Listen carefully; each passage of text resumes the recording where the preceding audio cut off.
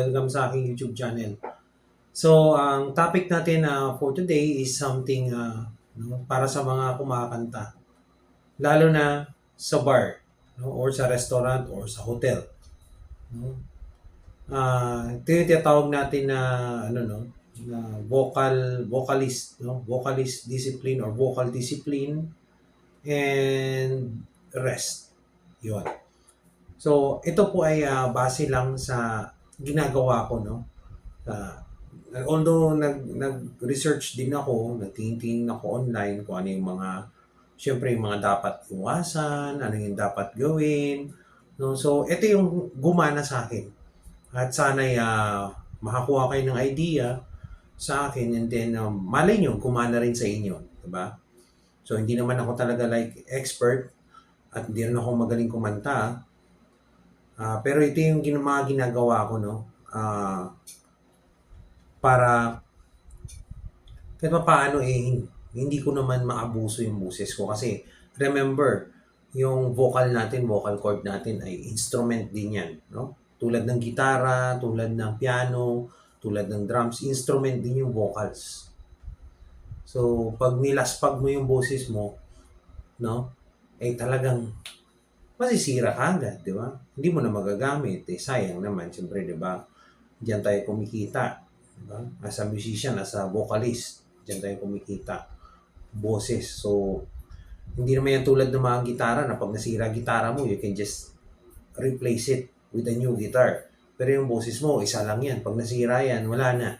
Di ba? And sobrang mahal ng mga operations ngayon. I know a friend no, na nagpa-opera siya ng kanyang vocal cord dahil nga siyempre naabuso niya eh. Yun. Natuto na siya. No? Kasi malaki-laki talaga yung ginastos niya. Nagpa-ano pa siya, parang nag-solicit pa siya, nagpa-benefit concert. Basta ganun, marami siyang ginawa, no? Para makakolekta siya ng pera pang pa-opera ng kanyang vocal cord. So, mahirap talaga. So, ito yung sa akin. Based ito sa experience ko, no? So, unahin na kagad natin yung mga bawal, no? Yung mga, para sa tingin ko bawal. At marami rin nag-recommend nito na sabi talagang wag gagawin. No, unang-una, no? Wag iinom ng malamig, no? Wag iinom ng malamig, matamis, no? Matatamis na drinks or something basta flavored, no, na drinks at malamig during set. Habang nasa trabaho kayo, habang nasa gig kayo, inom kayo ng malamig, beer or something kahit hindi malamig eh. Let's say alak, something na mainit dito, parang may spice. Huwag mong gagawin yan. Sigurado sira boses nyo dyan. Yan. Actually, in-advise din yan dun sa yung kaibigan ko na nagpa-opera. Yeah. So, yan, isa sa mga bawal. No? So, wag yung gagawin. So, inom lang kayo ng normal lang na, normal temperature na tubig. Tubig lang. No? Hindi sa labat, hindi. Normal lang na tubig. No? Wag din yung mainit na tubig, wag mainit. Pwede yung medyo konting digam-gam kunti, pero mas maganda yung natural lang na tubig, no? Yung hindi mainit, hindi sobrang lamig, natural lang, room temperature baga. 'Yun. Para lang tapos inom kayo habang sa stage kayo, kumakanta kayo, pag medyo parang dry na yung lalamunan ninyo, huwag niyo hayaan ma-dry. Kasi magagas kasi. So pag medyo dry na pakiramdam niyo sa vocals niyo, inom kayo tubig. Pakunti-kunti lang, mabasa lang siya. 'Yun. 'Yun ang ginagawa ko. Second, huwag kayong magkain-kain habang kain kayo mani. Yung ganyan, yung mga something nutty or something like yung parang mga chips, mga ganyan. Huwag kasi maano yan. Maano sa lalamunan. Parang magdadry agad, tsaka magkukos din siya ng mga baka magasgas yung lalamunan ninyo. So, huwag, no? So, kung di after na lang ng set. Yun, after ng gig ninyo, tapos na yung gig ninyo, hindi na kayo kakanta, yun, pwede na kayo magmani-mani, pwede na kayong kumain, ganun. Yan. So, gawin niyo yung pagkain, especially ng mani. Kung ako ang tatanungin, after gig na lang. no? After gig. Pero kung halimbawa, kakain kayo ng kanin, ulam, siguro before set. Pero ako kasi, ginagawa ko rin, pero konti lang kinakain ko kasi mahirap kumanta ng busog. Yan. Totoo lang. Mahirap kumanta ng busog. Baka bumalik yung pagkain. So, yun. No? So, kung akong tatanungin, mas maganda after set na kayo kumain. And then, yan. Pangatlo, huwag kayong magpupuyat. You know? Pag uwi nyo, tulog agad. Yun ang importante dun. Kasi minsan may mga gig tayo na minsan naabot tayo ng madaling araw, di ba? Kasi siyempre, trabaho natin ay panggabi, madalas. So tulog agad, kumpletuhin natin yung 8 oras na tulog. O kung pwede, pasobrahan pa natin. Tapos wag natin masyadong gamitin yung vocals natin. Huwag tayo masyadong magsalita ng malakas. Tama lang na conversation na lang. Parang ginagawa ko ngayon. So, gano'n lang siya. Tapos, yun, sapat na pahinga. Talagang hindi yung pagkatapos ng gig nyo, magbibideo okay ka pa. Ay, hindi ganun. Hindi ganun. Walang mangyayari sa'yo. Tapos, ito, importante ito, no? So, ito yung mga dapat yung gawin na, no? So, 3, di ba? Yung una kong sinabi ay huwag yung malamig at mga flavored no drinks. Pangalawa, yung mga nuts, mga chips, no? Food, no? Wag. Matatamis, bawal din pala yan. Mga tsokolate, bawal. Wag nyo. Cake, wag nyo gagawin yan. Sa ice cream, ganyan. Wag. Pangatlo, proper rest. Pahinga kayo. Wag magpupuyat, no? Pupuyat, wag magsasalita ng malakas. Yan yung 3 yan. So, yan ba yung gawin nyo? Yan, mga dapat gawin para ma-maintain yung boses. Una, mag-takaw-set, no? 1 gig a night lang, okay na yan. Totoo lang. 1 gig a night, okay na yan. Pagkatapos ng yan, sabi natin, meron kayong gig sa restaurant na yan, huwag na kayong tumalon ng kabilang restaurant as much as, hanggat maaari. No? As much as possible. Huwag na, 1 gig lang, huwag nang takaw-takaw ng So, 1 gig, uwi na. Pahinga. Proper rest. Yun. And then, nga pala, dagdag ko na lang din dun sa kanina, yung sa cold drinks. Huwag kayong inom ng drinks ng after set. Yan, kumain na kayo. O, tapos hihingi kayo malamig na tubig. Useless yun. Diba? So, room temperature water lang. Kahit tapos na kayo mag-gig. Uminom kayo ng tubig na malamig the next morning na. So, let's say 8 hours after na kayo kumanta. 8 hours after, ha? So, yan. 8 hours after kayo kumanta, bago pa kayo pwedeng magkape, mainit na kape, or malamig na tubig, 8 hours. No? So, yan. Yan yung akin. Kasi, after set nyo, inom kayo malamig tubig, wala na kayong boses bukas. Ganyan. So, ngayon, okay. So, balik tayo dun sa kanina, sa topic. So, 1 gig lang. Okay na yan. No? Kumita na rin naman kayo, uwi na kayo. So, ganun. Tapos, pangalawa, no? Kumanta lang kayo ng ayon sa range ng boses ninyo. Huwag niyong pilitin. Huwag niyong pilitin yung hindi nyo kaya o sobrang taas ng mga kanta.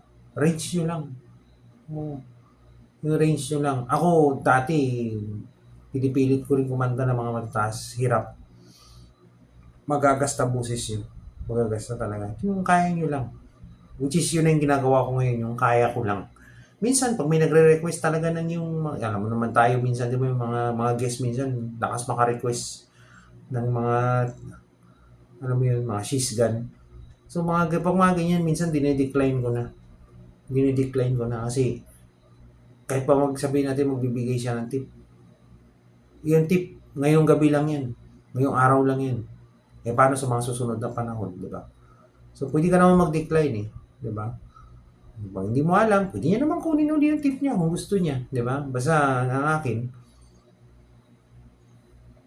mas pa-priority yung boses. Yun. Hindi ko kaya yun, di ba? Huwag natin pilitin. Minsan yung mga lalo na kung guest tayo, huwag natin pilitin yung mga singer na kantahin yung sobrang tataas. Di ba? Huwag. Lang. So, yung range lang. Yan ang no? So, una, 'Di ba yung ating range talaga, no? Tapos una 1 gig, 1 gig a day, 1 gig a night. Pangalawa, yung sakto lang sa vocal range mo yung kantahin mo, no? Yan. Huwag masyadong mataas. Hindi mo na kaya, no? Kung kaya mo mataas, like komportable ka na mataas, gift mo yun, go. Pero kung pinipilit mo lang na magtaas-taasan, huwag na. Doon ka na lang sa range mo. Pangatlo, magpahinga ka rin. Mag-day off ka. Yun yun. Ako, ginagawa ko ngayon, 2 days off. Yung Saturday and Sunday ko, pinapahinga ko yan. Hindi ako kumakanta niyan. Hindi ako nagbibideo okay dyan. Hindi ako nagja-jam-jam sa ibang banda. Hindi. Pahinga po yan. Yung ating Sabado-Linggo. No? At magkasunod yun. Sinadya ko magkasunod para talagang pahinga. Tapos sa Monday, buong araw pa ako magpapahinga nun. So parang almost 3 days yung pahinga ko. Tapos from Monday to Friday, bakbakan yun. So kagandahan rin kasi doon, mas excited ka magtrabaho. Di ba? Excited ka. Puno ka ng energy pagdating ng Monday night. Monday night, Tuesday, Wednesday, Thursday, Friday, Saturday pahinga. Di ba? Yung boses, kasi ano yan eh. Yung isasabi rin, di ba? Quality over quantity. O marami kang gig, 7 days. Dalawa-dalawa, tatlo-tatlong gig pa. Pero yung boses mo, nakawala yung quality. Kasi bugbog eh.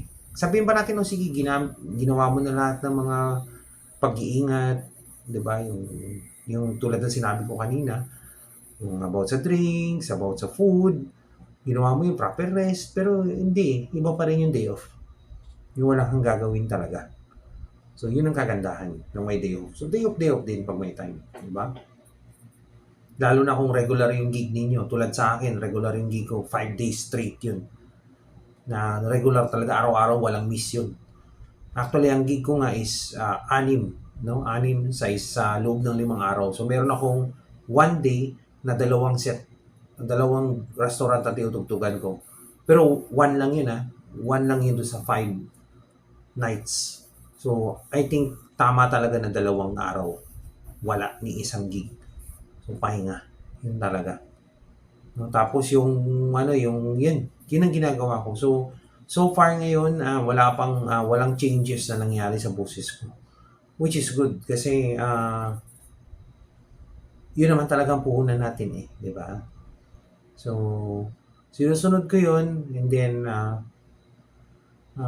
yun, so far, sa awa ng Panginoon, ayos pa naman, no? And then, kagandahan din, yung mga kasama ko, nagkakaroon din siya ng quality time sa mga pamilya nila during their day off. Ako din. Kasi ako, may asawa na rin ako.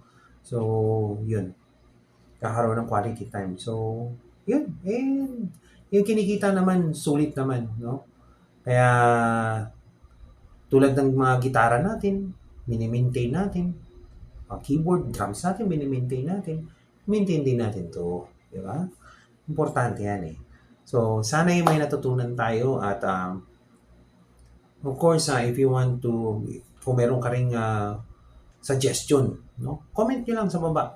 Baka meron din kayong mga step na ginagawa para mas maingatan yung mga vocal cords niyo. Yes, please. And by the way, baka itatanong nyo sa akin, umaano ka ba, nagtitake ka ba ng Strepsils? No, hindi ako nag-Strepsils.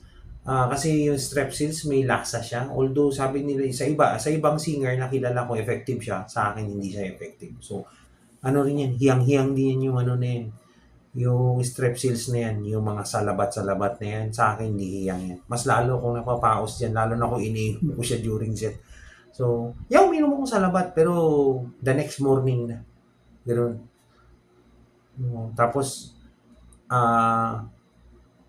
yun, ganun. Tapos nga pala din, dagdag na rin, pag meron kayong like sore throat, ipahinga nyo na yun. Huwag na kayong kumanta. Para hindi mas lalong madamage yung ninyo. Kasi sigurado talaga, malaking epekto. Kung inom kayo gamot, pahinga. So, thank you so much. See you again next time. Bye muna.